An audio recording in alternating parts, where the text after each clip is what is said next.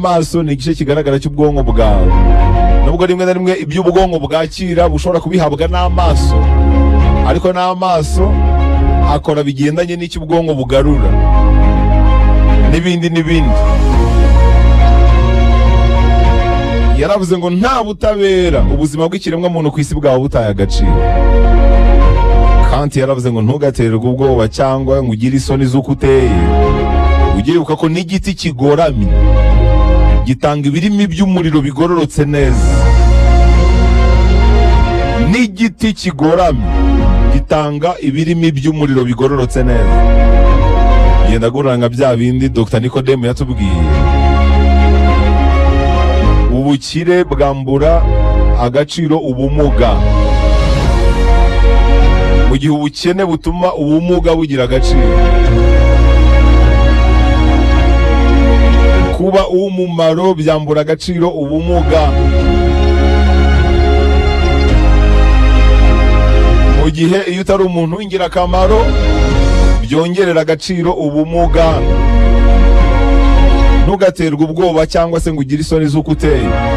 N'igiti kigoramye gitanga ibirimi by'umuriro bigororotse. Ita ku birimi by'umuriro wawe rero, ntukamara umwanya munini utekereza kuko uteye wenda bitaboneye mu maso ya benshi.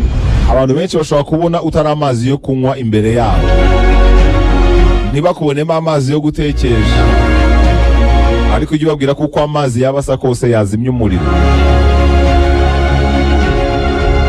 N'igiti kigoramye gitanga ibirimi by'umuriro bigororotse neza. Aravuga ngo nk'uko icyuma kidakoreshwa kiza n'umugesi, ni nako n'umubiri udakoreshwa umwungwa. Nk'uko icyuma kidakoreshwa kiza n'umugese, n'umubiri udakoreshwa uramungwa. Yaravuze ngo ntugategereze ko abantu baba beza kuri wowe, ahubwo bereka uko bikorwa. Ntuzitege ko abantu bagukunda, ahubwo bereka uko bikorwa. Ntugategereze ko abantu aribo bazakubaha, bereka uko bikorwa. Aranavuga ngo niba udashobora kubanira neza abantu bose, basi bandira neza umuntu umwe mu buryo bwose bushoboka, azagutangira ubuhamya. Aravuga ngo niba uhaye Satani urutoki rumwe, bizarangira atwaye akaboko kose. Satani nta kintu umuha. Uzamuha urutoki atwara akaboko, uzamuha ino atwara ukuguru, uzamuha amaso atwara ubwonko, uzamuha amatwi atwara umutwe.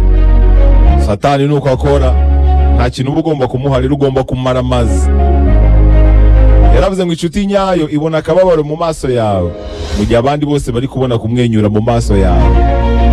Inshuti nyayo irakureba ikamenya ko babaye, kabone n'ubu waba uri guseka bya nyirarureshwa. Kandi yaravuze ngo ntugatume isi ihindura inseko yawe, ahubwo reka inseko yawe ihindura isi. Yaravuze ngo kwihangana n'imbaraga z'abanyantege nke, kutihangana n'intege nke z'abanyembaraga. Kwihangana nizo mbaraga z'abanyantege nke, mu gihe kutihangana ari intege nke z'abanyembaraga. Ni intwari, ni umunyamahirwe uriya muntu w'umunyembaraga ariko ubasha no kwihangana, ubasha guca bugufi. Kandi yaravuze ngo umuntu wigize umunyorogoto ntakitotombere ko abantu bamukandagira. Wigize agatebo bigenda gute? Ayora ivu. Iyo wigize umunyorogoto rero ntukitotombere ko abantu bagukandagira. Abantu bagukandagira bitewe n'icyo wigize. Aravuga ngo ikintu cyiza cyo gutura mu mujyi nuko iyo utazi ibyo ukora, undi muntu araza akabikora. Icyo kintu cyiza cyo gutura mu mujyi we, iyo upyinata abantu baraza bagahita bagukosora. Ni ibintu byihuta cyane, ntabwo ari nko mu cyaro. Mu cyaro ushobora kwifatira abantu umwaka ugashira ibintu bikora nabi, imyaka 2 igashira, ariko mu mujyi hoya. Mu mujyi udacanye ku maso, abakosozi baraza bakagukosora. Ikintu cyiza cyo gutura mu mujyi utazi ibyo urimo neza, ahita haza inkwakuzi zikabijyamo. Aravuga ngo impamvu imbwa igira inshuti nyinshi no kwizunguza umurizo aho kuzunguza akarimi.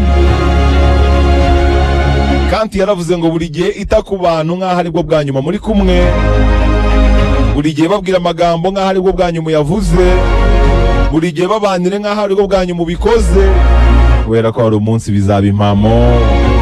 hari umunsi uwo muntu muri kumwe nonaha uzaba uwa nyuma muri kumwe. Buri gihe mwiteho nk'aho ejo hadahari kubera ko ntawamenya. Ayo magambo uri kwanga kuvuga hari igihe uzifuza kuyavugira ku kiriyo, yamubwira kiri hagihumeka. Ntuzatanguranwe mikoro ku kiriyo. Twige kubwira abantu ibyiza bahari. Niba ufasha umuntu mufasha ahari, hari igihe ayo mahirwe batazagaruka.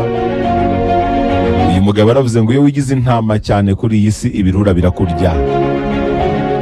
Iyi si ngo yuzuye ibirura byinshi birakuyongobeza.